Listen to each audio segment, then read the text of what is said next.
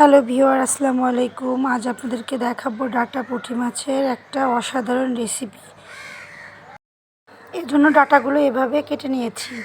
এখন কড়াইয়ে পেঁয়াজ মরিচ দিয়ে পুঁটি মাছগুলা ভালো করে পরিষ্কার করে নিয়ে দিয়ে দিব 1 চামচ জিরা বাটা, 1 চামচ লবণ, 1 চামচ হলুদের গুঁড়া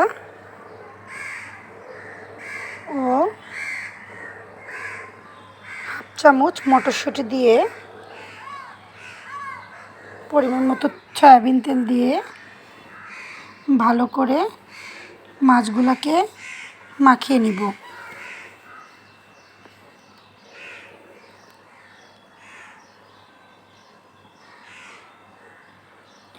মাছগুলো মাখানো হয়ে গেলে ডাটা দিয়ে আবারও ভালো করে মাখিয়ে নিব।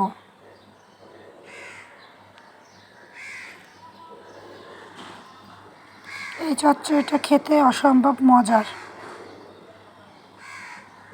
এখানে আমি শুধু জিরা বাটাটা ব্যবহার করেছি, কারণ ছোটো মাছ চচ্চড়িতে জিরা বাটাটাই আমি ব্যবহার করি। রসুন বাটা ব্যবহার করি না, কারণ রসুন বাটা দিলে চচ্চড়ির ঘ্রাণটা অন্যরকম আসে। এখন দিয়ে দিব সামান্য পানি, কারণ অতিরিক্ত পানি দিলে চচ্চড়িটা বেশি গলে যাবে। এ পর্যায়ে চচ্চড়িটাকে আমি ঢেকে দিব।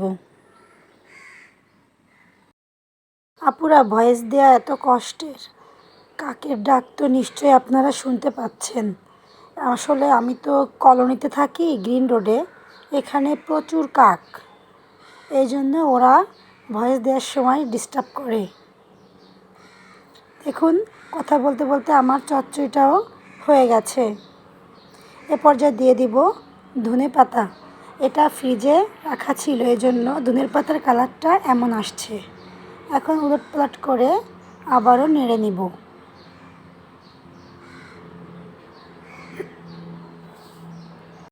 আমার রেসিপি যদি আপনাদের কাছে ভালো লেগে থাকে, অবশ্যই আমার পেজটাকে সাবস্ক্রাইব করবেন আর আমার পাশে থাকবেন।